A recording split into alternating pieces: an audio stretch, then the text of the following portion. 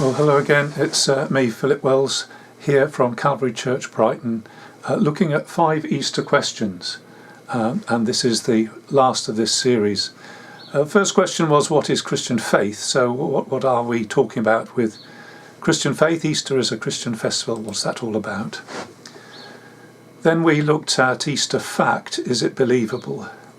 The death of Jesus on the cross and his physical resurrection from the dead, is that believable, along with all the other things about his remarkable life? Easter hope. Is it good? We looked at the number of objections to Christian faith on moral grounds, and I'll try to answer that question.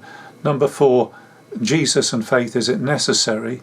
Is it the sort of thing that you can force upon somebody? Or is it simply an arbitrary personal decision? We had a look at that.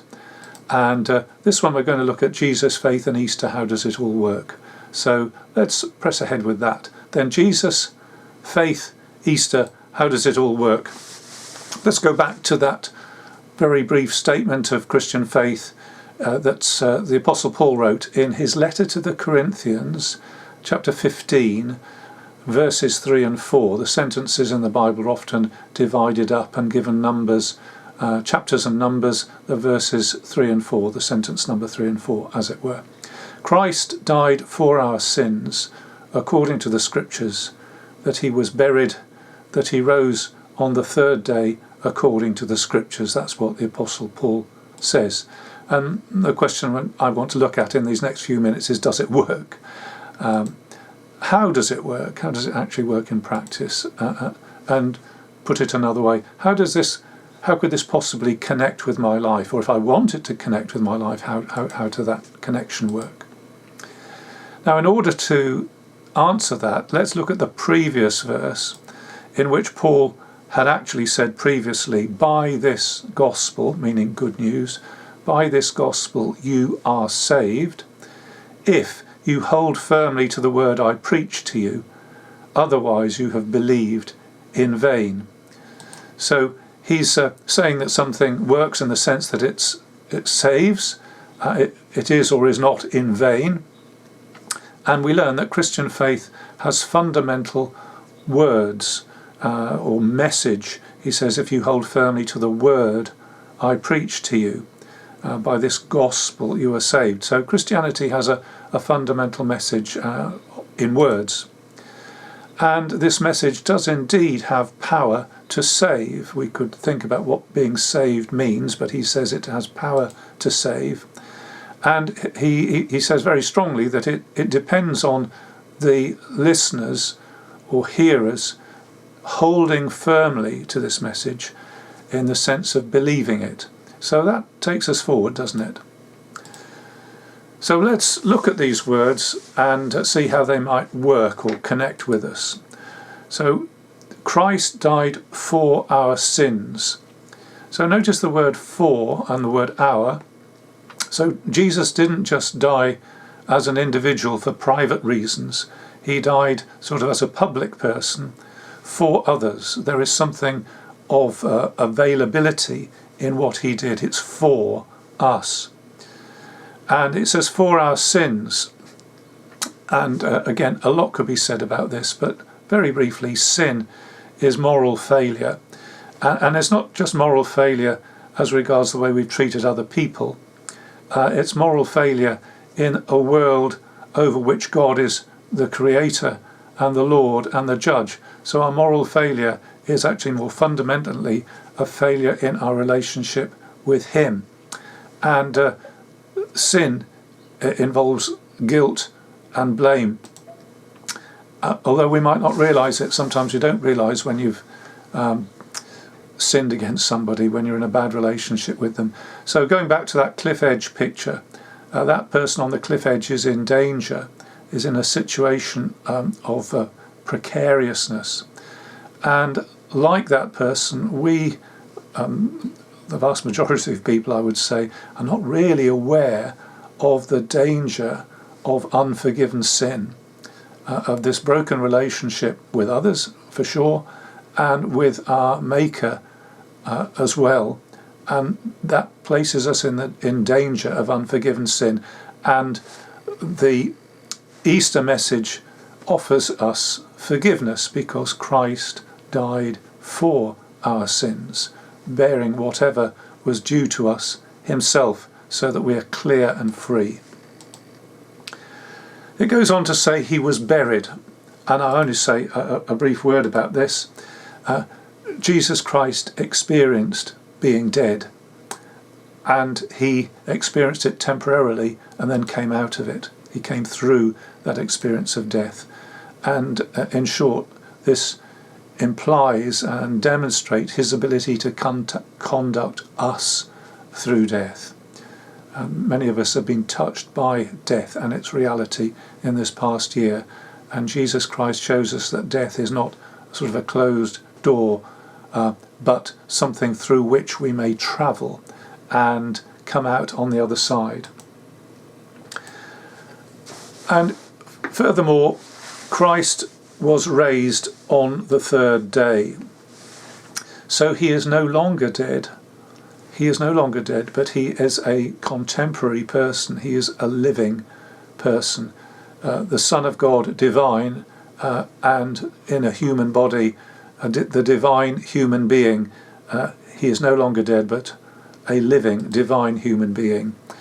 And further, more than that, he's raised and is in the place of God's approval, no longer under his disapproval as he was on the cross, and in the place of life, new life, resurrection life, and deathlessness, where death can no longer touch him.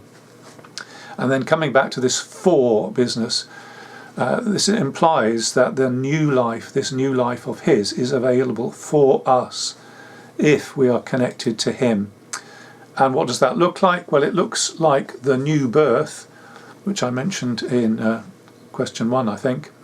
A change now, a newness of life now, a new motive and ability and energy in the life of a human being now.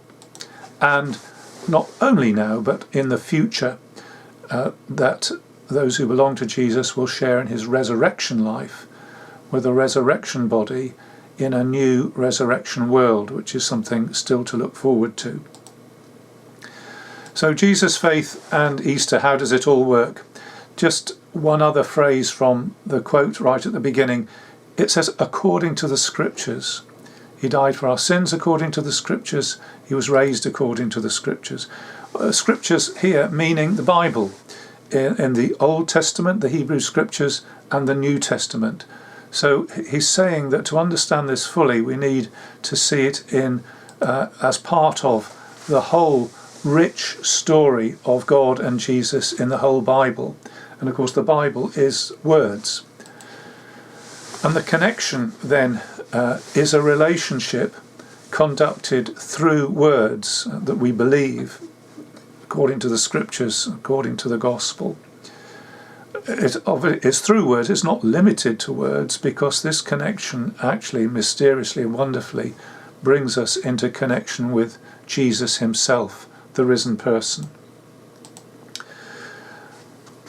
So these words are to be received and believed, and that's what faith is. And just to say faith isn't make-believe, it's not just believing anything you like. Faith is trusting, believing words from somebody if you've been sufficiently convinced that the speaking person is trustworthy. So it would be gullibility just to trust anybody. You know, you get these random phone calls, don't you? I'm from Microsoft. We want to mend your computer. You don't believe those words.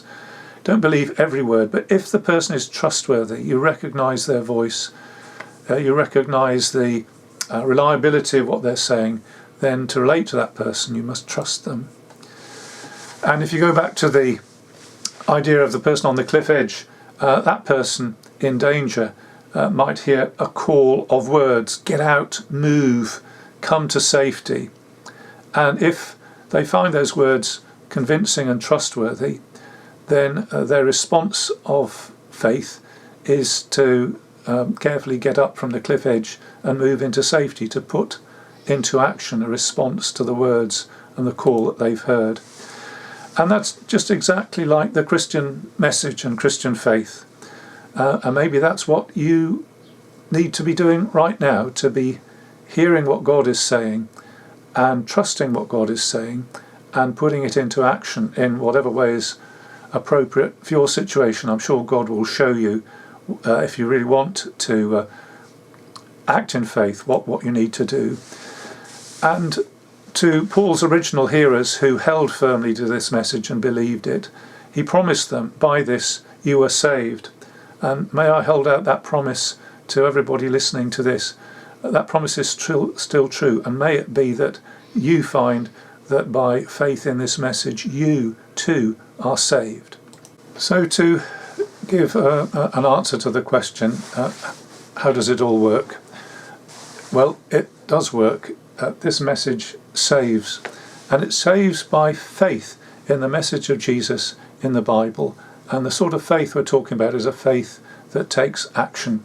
And maybe that's you, and that you'll be able to find that by this you are saved.